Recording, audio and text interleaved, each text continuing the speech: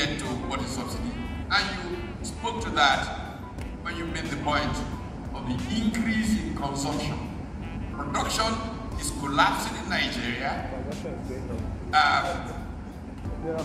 Transportation is even falling apart. So surely we cannot be consuming more petrol. But we are, quote unquote, consuming more. It's all fraud. It's a scam. I was one of those who led the so-called Occupy Nigeria on this subject in 2012. And I was not saying, don't remove subsidy. I was saying, this thing is being rigged up because elections are coming and that administration was looking for a way to get its partners who sell petrol to get a lot more revenue so they can use for the elections. That's what we're against. We're not in support of any subsidy. Now, we really have to look at the triumph of politics in Nigeria and why this country has been kept down. Jürgen Habermas, one of my favorite philosophers, contemporary philosophers, the philosopher of the public sphere, essentially makes the point that modernity and democracy is about rational public conversation. The one thing we try not to have in Nigeria is rational public conversation. Proper rational public conversation in an ongoing manner will make every Nigerian realize that what we call subsidy is a scam. It's a scam, and those who profit from it. I once was with a group of petroleum marketers, and I said to them, look, you got to be honest to yourself. I wouldn't use bad language here, but everywhere in the world, the margin on the ultimate commodity, petrol, is so thin that petroleum marketing companies literally don't make money from selling petrol. They use petrol to drive traffic into a forecourt and sell other things to them so they can make a decent profit. Mobil has Minimart. Total has Bonjour. All of those things are to earn revenue because petrol is the ultimate commodity. You don't make any real margin from selling petrol.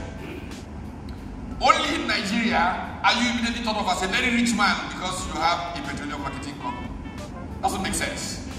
The only reason is because that whole thing is is pure fraud. It is pure fraud that goes into what we call subsidy. It is a subsidy.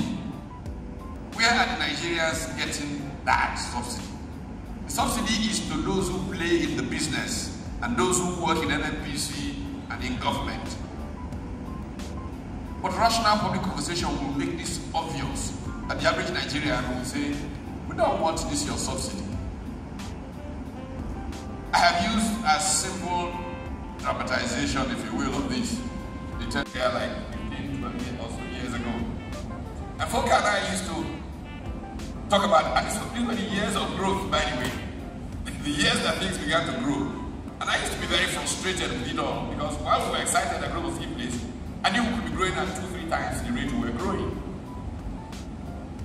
But the basic problem for me is that how we manage the Nigerian economy focuses obsessively on revenues and sharing revenues.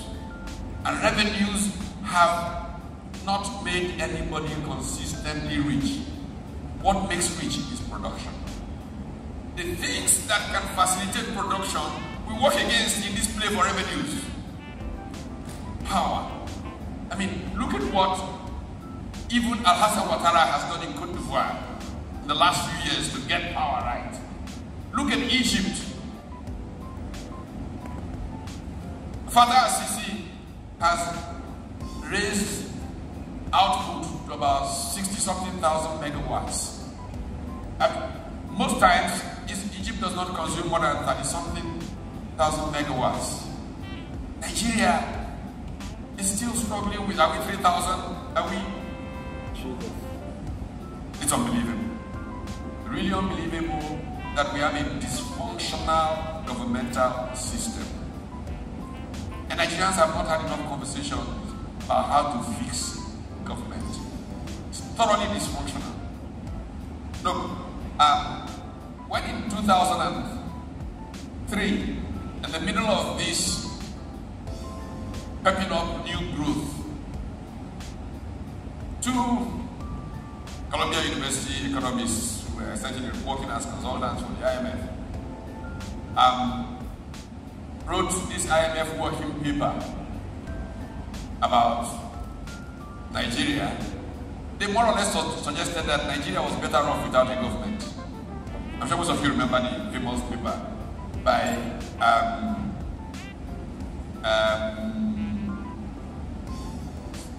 Salah Martin, Javier Salah Martin and Subramanian.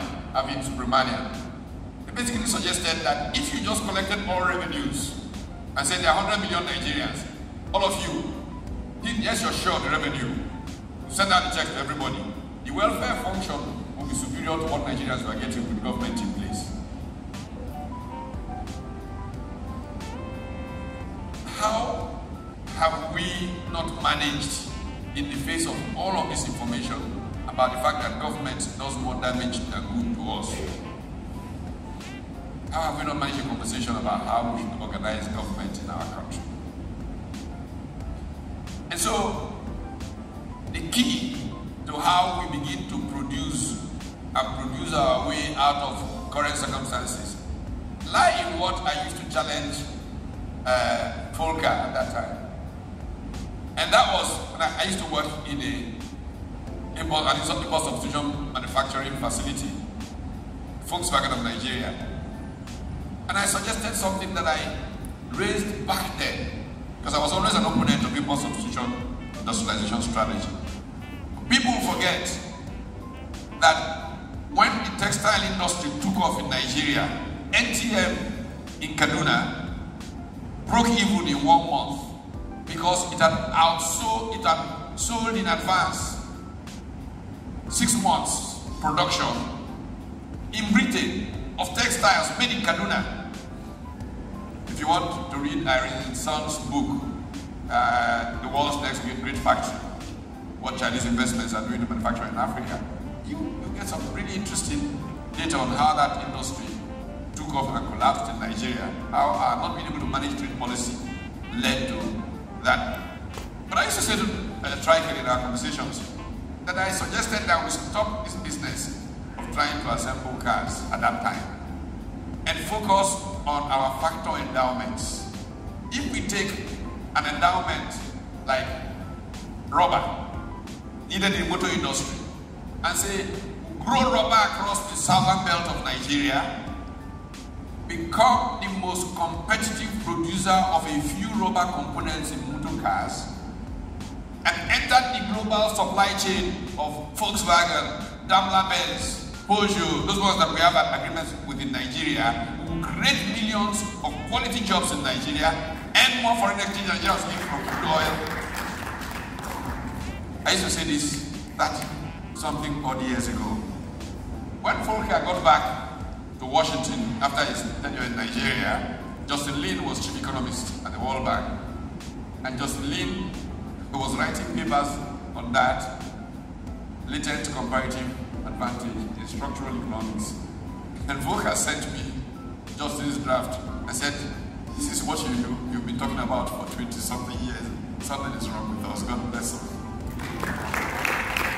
Central banks start changing their policy standards. They started increasing rates to show their commitment to fight inflation. Nigeria was the Nigerian Central Bank was the only central bank in emerging economies that did not raise its policy rate. In practical terms, that's the only central bank that did nothing to fight inflation in 2021.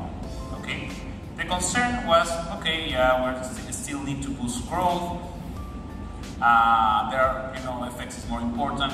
But when you look at the results of some of these interventions, there is no clear evidence that the interventions, central bank interventions in agriculture, in manufacturing, are actually effective, okay?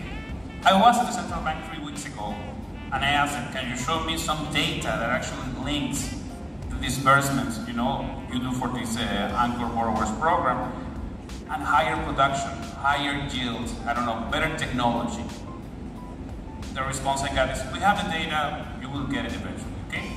I haven't seen any public report, any audited report that shows this. If we don't have the evidence, what we can do is speculate. Of course, authorities will say this is working. Is it? I don't know, right? What the central bank has become is a de facto Ministry of Agriculture. And these are not my words, these are words from the Ministry of Agriculture, the Federal Ministry of Agriculture here in Nigeria, okay? Because you have a central bank trying to boost productivity in the sector, trying to boost production, reduce post-harvest losses, that is not coordinated with the Ministry of Agriculture, that has its own duplicated specialists. The central bank is even taking in-kind repayments. That means that farmers can pay with rice to the central bank. The central bank has silos where they are storing rice. No central bank in the world is doing this, okay? So, we are not against subsidized lending. We are not against, lending that can provide productive opportunities to farmers that need it. We are actually big supporters of agriculture, and we think that in Nigeria, technology and productivity is the key problem of agriculture. But we don't think that the central bank is the institution that has to do this. And this is my opinion, and I strongly think that the central bank can do better in terms of managing inflation if it focuses only and exclusively on fighting inflation. You can call this a change, a shift, a liberal, whatever. I don't know how to call it. My point is, yeah, we need to change our currency, our current policy stance, our current monetary policy stance, and those interventions probably are needed, but they are not needed, and they should not be managed by the central bank. These are not transparent interventions. If you go to the central bank's webpage and start looking for audited financial statements, you won't find anything since 2017. So we don't know what's the impact, and this should be managed by the government. Why is it, the resources that the central bank have used in this way are not in other, right?